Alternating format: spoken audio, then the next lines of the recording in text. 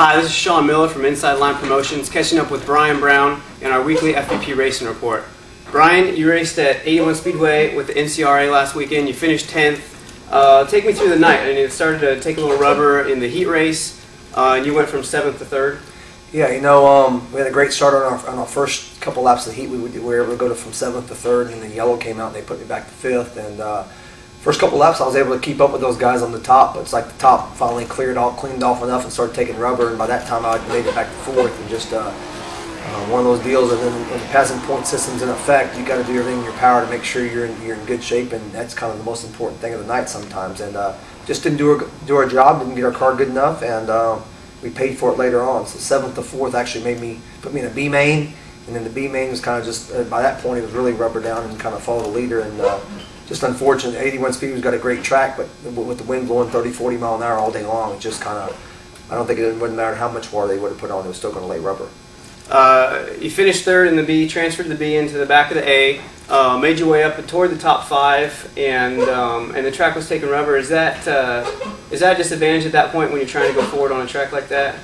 Yeah, you know, it really is. It's just like I tried to make something happen on the start there and kind of get by a couple of rows before we really got going. I was starting in the back, so it really didn't matter. Yeah, but when it's like that, it's tough. I mean, you just kind of gotta.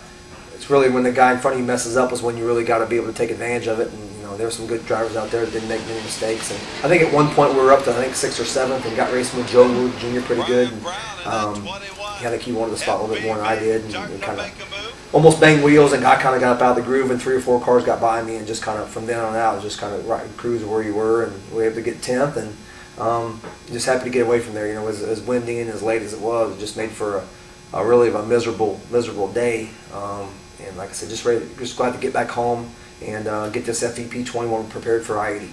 You got out of the race with a top 10, and you head to I-80 where you've had some great success there. What do you like about that track? I don't know, it just tends to fit my driving style. It's high banked, fast place, takes a lot of horsepower. Searsboro Telephone Company and Fax Me Service provide us our engines, Westmar and Ostrich Racing engines, and it seems like every single time I go there I've got a motor that runs really good.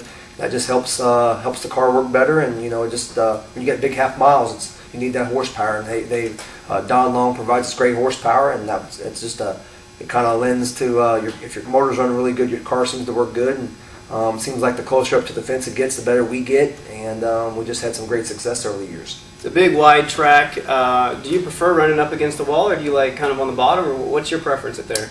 I've won races both there, really, you know, on the top and on the bottom, just depending on, you know, the conditions. It seems like when it does get on the fence, there's not many guys that like to go up there, so kind of just, if you can get your car working good up there, it's kind of like having your own lane on the freeway. You just kind of run up there and let everybody else take around the bottom in the middle, and but your car's got to be pretty good, because if not, it could be an eye opener. You can put you in the fence real quick, and like I said, we got a pretty good base set up for there. So I think if we just do our homework and get through the heat races, the passing point system, I think we'll be in good shape. There's gonna be a lot of tough competition this weekend, so it's not gonna be a cakewalk by any means. But like I said, we're preparing to go to win, and hopefully we'll finally get that first win in 2011.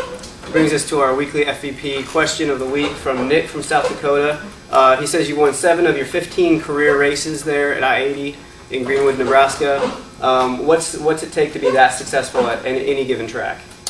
I think, you know, like I said before, the horsepower is key. You know, you got to have your horsepower to be able to get around the track. And like I said, we've got a good baseline setup that works there. And really, the first time we went there, we've been pretty decent. And we go back every time pretty much the same way, and just kind of change it here or there based on the track conditions. So, you know, just a lot of confidence. It's like probably ranks up there right with Knoxville as far as my favorite tracks. And like I said, it doesn't hurt when you're able to take some money away from there. It seems to make it a little bit more of your favorite track. So, like I said, just hopefully the Kosiskis are putting up a little bit more money this week, $3,000 to win each night. Hopefully the fans embrace it and come out and support it. The weather seems like it's going to be pretty good, so hopefully fans can come out, see the FVP 21, and hopefully make it 9 for 17.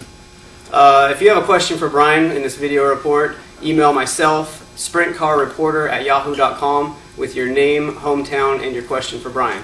Brian, thanks for the time, man. Thanks, guys, very much. We'll see you next week.